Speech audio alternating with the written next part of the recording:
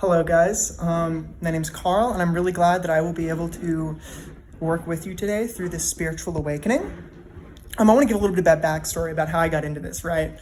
So it all started with, I learned JavaScript as a programming language. And I was like, this is a good language. And then, here's where everything changed, right? I started going to Bible studies, right? I started to get into ministry.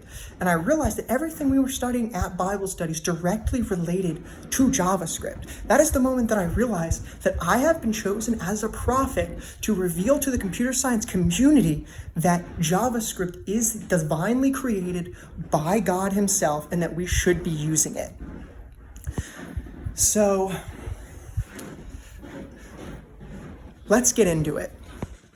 The first thing I want to touch on, and to be honest, I don't think I'll be able to touch on this unless I'm at my whiteboard, so let me just walk over there right now. Alrighty, so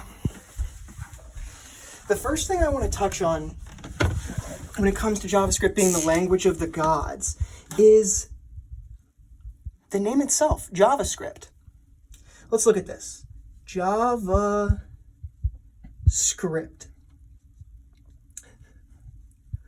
That is a really long name. I would argue it's one of the biggest names of all programming languages, sort of like how God should be one of the biggest parts of your life.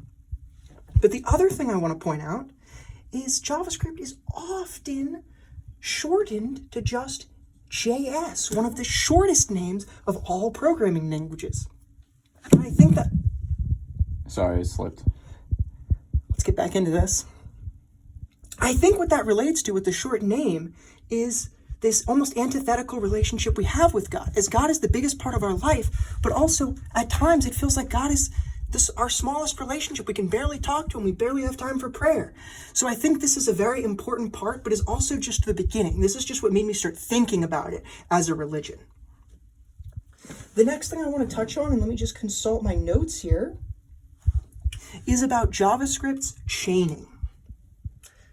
Chaining.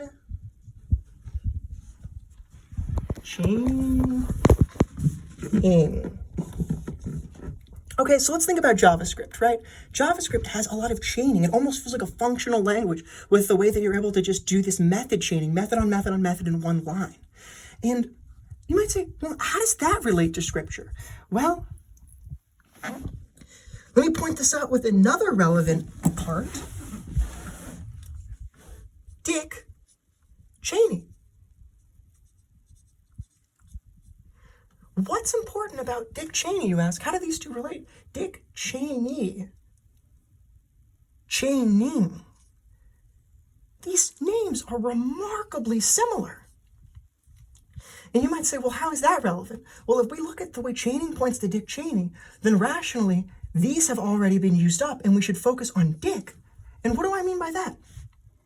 Well, Dick, a penis, a male's phallus, is an essential part of procreation. And when you think about it, Genesis is all about the creation of the human race, the beginning of procreation, the start of creation, before creation. So I would argue that JavaScript is trying to remind us of that and bring us back to the very beginning. This is how languages were meant to be. This is the Garden of Eden. Now, the next thing I want to move on to is type checking.